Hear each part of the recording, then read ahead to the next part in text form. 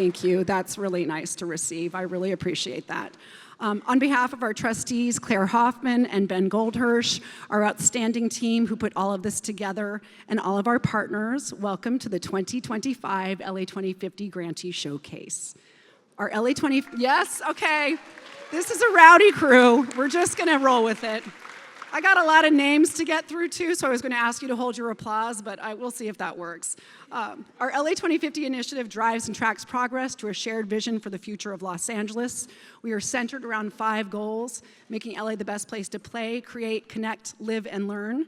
But before I go further, those aforementioned guests are going to be listed because we really have quite a great crowd here today. So I do ask you to hold your applause because I have about 15 people to get through on this list. We have Los Angeles Mayor Karen Bass. I give up. Los Angeles County Supervisor Catherine Barger. LA Deputy Mayor of Strategic Partnerships Amanda Daflos. U.S. Congresswoman Judy Chu via video. California State Senator Ben Allen. USC Dornsife Divisional Dean of Social Sciences, Dr. Bill Deverell, President of KCRW, Jennifer Farrow, the star of various LA2050 social media videos, Andrea Savage, some fantastic youth leaders from whom you'll hear later, Rummy, Keiko, and Samuel, and 2 members of the Goldhirsh Foundation Investment Committee, Ruth Wernig and Natasha Case. And we also have the very acclaimed writer, Dana Goodyear, and the entrepreneur, Jessica Jackley. Now we can applaud this.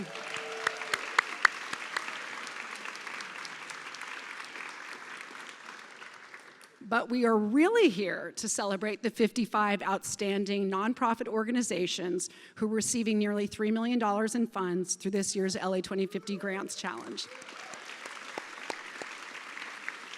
These organizations and their initiatives are as varied as the communities they serve, providing firefighting careers for formerly incarcerated individuals, adult media literacy training, a free electric trolley service in San Pedro in advance of the Olympics, a magic soil bus to teach kids about reuse, and housing assistance for families displaced by the Eaton fires. Today also marks the culmination of the 12th annual LA2050 Grants Challenge.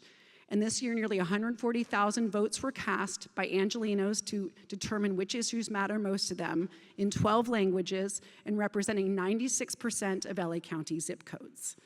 The theme, yes, okay, it's pretty cool. Appropriately, the theme of this year's Grants Challenge is LA Together. And we dreamed up that name late last year, and little did we know what 2025 would have in store for us. So LA Together proved especially resonant following the devastating wildfires that struck the region in January and all that's happened in our beautiful region since. But the projects funded today reflect the awesome spirit of Angelenos, one of resilience, communal care, and collective action.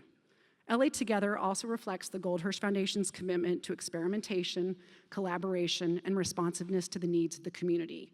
These are all values that are shared by the 11 philanthropic partners who came together to triple the amount of money that's being distributed today. So thank you to those incredible partners for their leadership, generosity, and fellowship.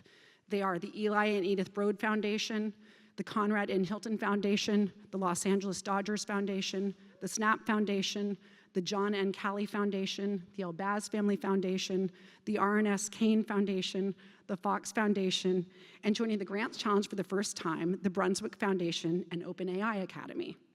So.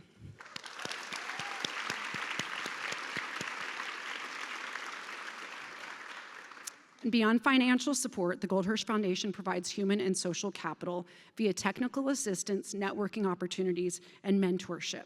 We recognize that sustainable impact requires more than funding alone.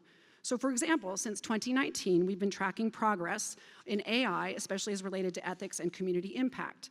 We brought in a fabulous AI executive in residence, Jen Garcia, and nearly 300 organizations and enterprises have now received AI training and consulting from us over the past 2 years.